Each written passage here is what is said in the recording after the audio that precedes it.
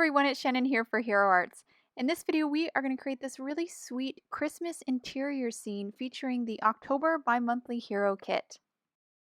I'm going to start today's card by stamping our images first. I'm going to pull off just 3 stamps from the October kit. There's a bunch of these really pretty Victorian images, but we're actually only going to use 3 for today's card. I'm going to ink them up in Intens-ified black ink. This is a really great ink for Copic coloring. I'm going to stamp it once and then ink it up and stamp it one more time just to get really nice, dark, bold outline. So here I'm stamping it again. I am also going to stamp that little bow there 2 more times, so we have 3 in total, so we can cover the window completely with that nice kind of evergreen bow. So now I'm going to move on to coloring the tree. I'm starting with my lightest green first, which is G43, and I'm coloring kind of the outermost part of the branches. The inner part of the branches, that's where we're going to do our darker color. So now moving on to my medium shade, which is YG67, and coloring in at that part where the branch kind of intersects with the stem or I should say the trunk of the tree. Now moving on to my darkest shade, which is G28. And after I finish with that darker green, or my darkest green, I'm going to go back to my lightest green, which was G43, and just blend out that transition between the medium and the light shade. And that's really all that tree needs. Now I'm going to move on to coloring the garland. I'm going to use the same 3 greens for that, for all the greenery areas in that garland as well. Now I'm going to move on to my ornaments, and I have these markers separated by color. For my pink combo, I'm starting with R20 and then moving on to R22 for my shadow. Now these are really teeny tiny little ornaments, so you don't have to really blend between the colors. My red combo starts with R22 again and then finishes for my dark with R17. Now I'm ready for my yellow, starting with Y21 as my light and then YR23 as my dark. And I also use that Y21 to color the very tip tops of all the ornaments, that metal part that connects them to the hoop. Now that I've finished with my yellow, I'm moving on to my green combo, which starts with G20 as my light and YG06 for my dark. Now moving on to my final combo, which is blue, starting with BG10 as my light and then using BG23 for my dark. Now I went ahead and colored all the ornaments, and I'm coloring the flame starting with Y00, a really light yellow for the flame, and then moving on to a tiny bit of orange just for that the bottom part of the flame to really make it look like fire. Now I'm going to move on to the rest of the presents and the remaining ornaments in the garland. I just used my red, pink, yellow, green, and blue combos I listed for the tree for those remaining sections of the garland and the presents. Now I'm going to move on to my rocking horse, starting with the body of the horse and my lighter shade for that, which is E30. After I color that, I'll move on to my darker shade, which is E31, and just color everywhere I think would be kind of in shadow. When I finish with that, I'll move on to E30 and just blend it out. Now moving on to the mane and tail.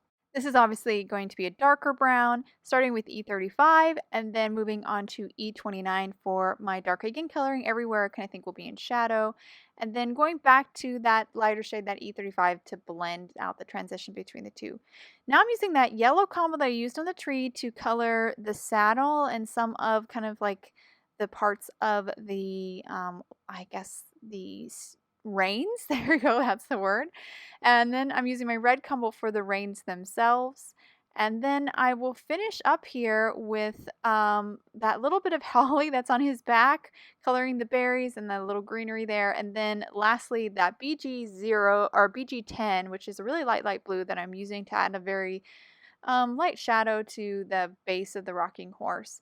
So now that those are all colored, I went ahead and die cut those out with the matching dies. And now we're going to move on to kind of the front part of, well, I guess it's kind of like the middle ground of our card.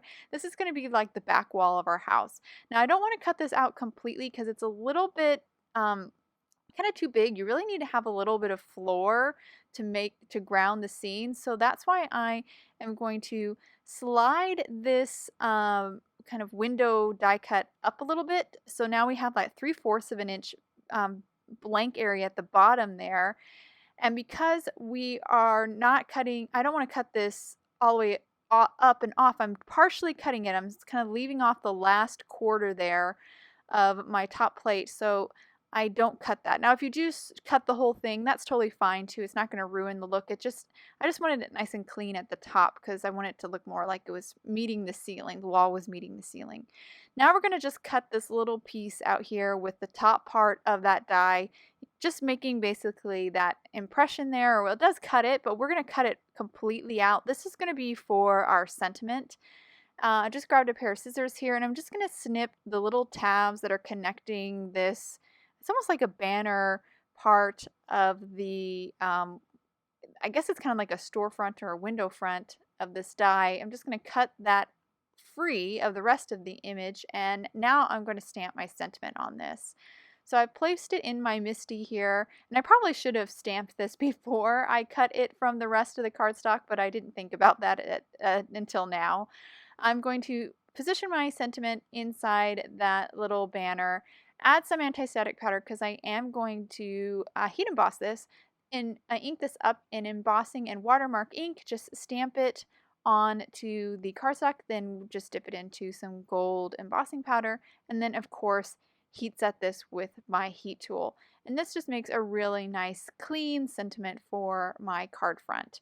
And it does kind of blend in with the wall and hides any place where you didn't get a really nice smooth partial cut at the top where you kind of feel like it looks a little off. That'll hide it really well.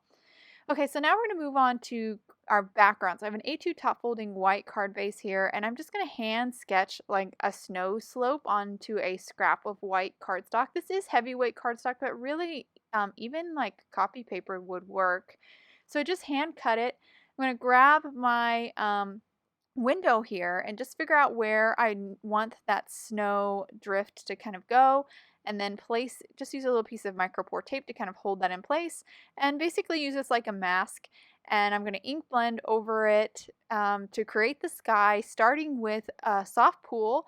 And I'm creating a little gradation here. So this is my light, just ink blending this very quickly, and then moving on to this one is pool for the very top.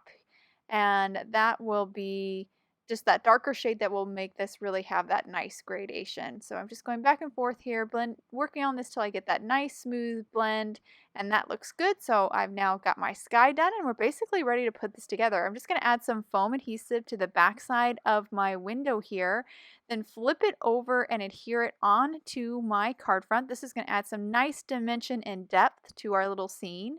Once I have that in place, it's time for all of those Copic colored images. So I'm going to grab them here, as well as our sentiment. And I'm going to start with the sentiment and just add some liquid glue to the back side of that and then adhere it right at the top. You can see how by placing it up here, if you did just die cut your panel right on through, didn't bother to partial die cut, this that top sentiment banner really really cleans it up at the top.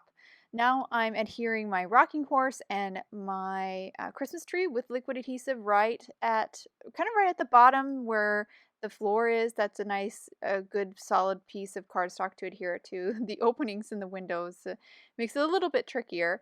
Then I'll just add a little bit of adhesive to the boughs the garland, and stick those guys down. And now my card is complete. I'll hold it to the camera so you can get a good look at all the details in this card. One reason why this kit is so cool is that we created an interior scene, but if you just place the window in front of this little scene that we created, and of course did something different in the background, you would have a scene where someone was outside looking in, which is, I think, a really nice, cool perspective as well. So there's just a lot of versatility and a lot of fun you can have creating your own little Victorian Christmas scenes.